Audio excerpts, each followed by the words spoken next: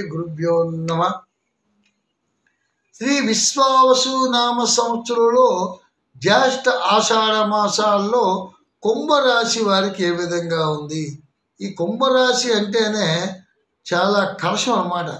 పరిపూర్ణత్వం అంటాం. పూర్ణత్వంతో ఉన్నటువంటి రాశి ఏదైతే ఉందో అది కుంభరాశి. కానీ వీళ్ళు ఏముందంటే స్వయంగా కష్టపడతారు. వాళ్ళ కష్టమే కష్టాయుధం మీదే ఆధారపడి ఉంటారు. అంతేగాని ఏదో పెద్ద ఆస్తులు కలిసి వచ్చేస్తాయి, పెద్ద అపర కుబేరులు అయిపోతాం అన్నటువంటి ఆలోచనతో ఉండరు. కానీ ఎప్పటికైనా కుబేరులు అవుతారు. కుబేర యోగం అంటారు వీళ్ళు. కుంభరాశిలో ఉంటే వాళ్ళు అవ్వకపోయినా వాళ్ళు చనిపోయిన తర్వాత వాళ్ళ కీర్తి అంతగానో గొప్పది అవుతుంది. గాయకులు ఉన్నారు, ఇందులోని సినీ కళాకారులు ఉన్నారు, మంచి మంచి రైటర్స్ ఉన్నారు.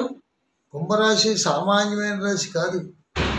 కుంభంలోనే అంటారు కుంభరాశిలో పుట్టేవాడు మంచి విద్యావంతుడు, గుణవంతుడు అంటారు. ఇది వాస్తవం. అయితే కర్మశాలి కూడా. కర్మ అనుభవించే తప్పదు. కర్మణ్యవాధికారస్తే మా ఫలేచు కదా అని అన్నాడు. ఎందుకంటే కర్మ అనుభవించక తప్పదు.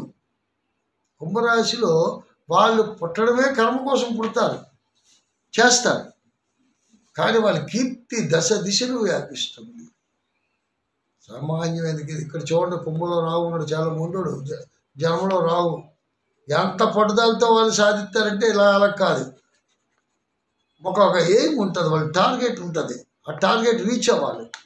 వాళ్ళు ఒక ఆలోచనతో ఉంటారు. అలా ప్రమోషన్ కొడదామా, అలా తిల్లిచ్చేద్దాం అని కాదు. వీళ్ళకి ఒక ఆలోచన, గురువు ఉంటుంది. ఆ గురుతోనే టార్గెట్ కొడుతుంది. విద్యార్థులకు ఒకటి చెప్తాను, ఇందులో చాలామంది ఉన్నారు, గ్రూప్ 1 రాసిన వాళ్ళు ఉన్నారు. వాళ్ళు ఏముందంటే కొడితే మంచి కుంభస్థానాన్ని కొట్టాలండి.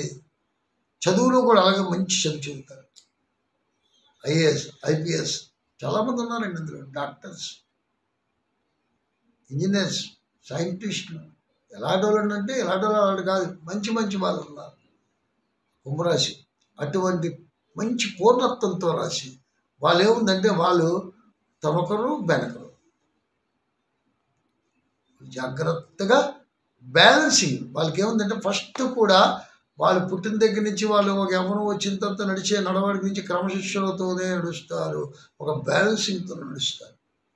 అంటే ఇలా అందరికైనా కాదు, 70% చెప్తున్నాను. గోచారం 70% ఉన్నటువంటి వ్యవహారం ఉన్నారు. అయితే ఇందులోనే కొంతమంది జాతకాలు తిరిగేస్తే అది వేరేగా ఉంటుంది. దీనికి అంతా ఆపోజిట్గా ఉంటుంది. ఈ 70% కుంభరాశిలో పూర్ణత్వంతో ఉన్నటువంటి శుభ పరిణామాలు దృష్ట్యా చెప్తున్నాను.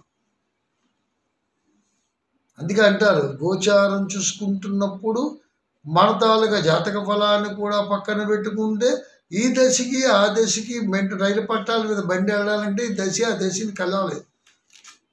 ఈ దశ బాగుంది, గోచారం బాగుంది, నీ గ్రహచారంలో బాగోలేదు, నీ జాతకం బాగోలేదు కుండలత. అప్పుడు ఏమైపోతుంది? కొంత డౌన్ అయిపోతుంది, బండి స్లో అయిపోతుంది. ఒక పట్టం నుంచి బండి స్పీడ్కి వెళ్ళిపోతుంది కదా. 2 పట్టాల మీద నుంచి వెళ్ళాలి అంటే నీ తాలూకా దశాంశాలు ఈ దశాంశాలు కలిస్తే ఏమంటుంది? ఒక్కసారి ఒక్క సెకండ్ చాలండి స్టార్ మారడానికి. మనిషి చావడానికి 1 నిమిషం ఎలాగైతే మనకు అవుతుందో తప్పని గాలిపోతుందంటే ఇప్పుడు పోయినట్టుగా. గాలినంత వరకే కదా తైతక్కలాడుతుంది శరీరం, మాట్లాడిస్తుంది, ఆడిస్తుంది. గాలిపోతే పొడగేపోతే పేలిపోతుంది. పేలిపోయిన పొడుగుతారా, పారేస్తారు, కాంచేస్తారు, బూడి చేస్తారు. చూసారండి ఎంత ఈ శరీరాన్ని, ఎంత చక్కగా ఉన్న శరీరాన్ని, ఈ అందమైన శరీరాన్ని ఆ నిమిషంలో ఆ లోటు ఉన్నటువంటి గాలిగా నువ్వు పోయిందంటే, అందుకే శవము అన్నారు. శవము అంటే ఊపిరితో ఉన్నటువంటిది శరీరాన్ని శవము అన్నాం. శవం తైతక్కలాడిస్తుంది. ఆ గాలిగానే పోయిందంటే శవం అయిపోయింది. ఈ శవానికి ఏముందంటే తీసుకెళ్ళి తగలంటే బూడిద పాలు చేసేస్తారు.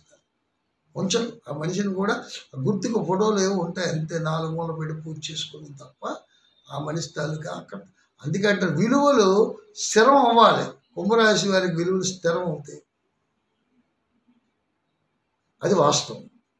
అయితే ఇప్పుడు ఉన్నటువంటి దశాంశాల్లో శని ఏళ్ళనాటి శని ప్రభావం ఉన్నప్పటికీ కూడా కుంభరాశి వారికి తిరుగులేదు.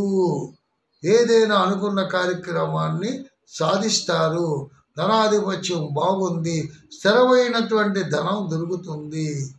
కాబట్టి వీళ్ళు ఏముందంటే స్థిరవారం పూట అంటే శనివారం పూట స్వామి శ్రీనివాసుని ఆలయంలో అభిషేకం చేసుకున్న, దర్శనం చేసుకున్న, ఆలయ ప్రదక్షిణ చేసుకున్న దోషం నివారణ జరుగుతుంది అన్నది వాస్తవం. కాబట్టి కనీసం ఉపవాస దీక్ష చేయకపోయినా ఒంటి పూట దీక్ష చెయ్యండి. అంటే సగం కొద్దిగా కడుపుని పూర్తిగా ఖాళీ చేయకుండా, కొంత ఉపవాసం అంటే పూర్తిగా భగవంతుడి దగ్గర నివాసంగా ఉండడం కోసం ఆహారాలు పానీయాలు మొత్తం అంతా నిషేధిస్తాం. కానీ నిషేధం లేకుండా ఈ శరీరం ఈ అగ్గి లోపల ఉన్నటువంటి ఆకలి అన్నటువంటి ఏదైతే ఉందో అది దృష్టిని మళ్లించకుండా దానికి కొంత అల్పాహారం పెట్టి మన భగవంతుడి మీద జ్ఞానం పెడితే దోష నివారణకి సహకరించినటువంటి అవుతారు. దోష నివారణ అవుతుంది. మీరు మనశ్శాంతిగా ఉంటారు. ఏళ్ళనాటి సంతాలిక ప్రభావం నుంచి ముక్తి కూడా పొందుతారు. మళ్ళీ మరో ఎపిసోడ్తో ముందుకు వస్తాను. అంతవరకు సెలవు. ఓం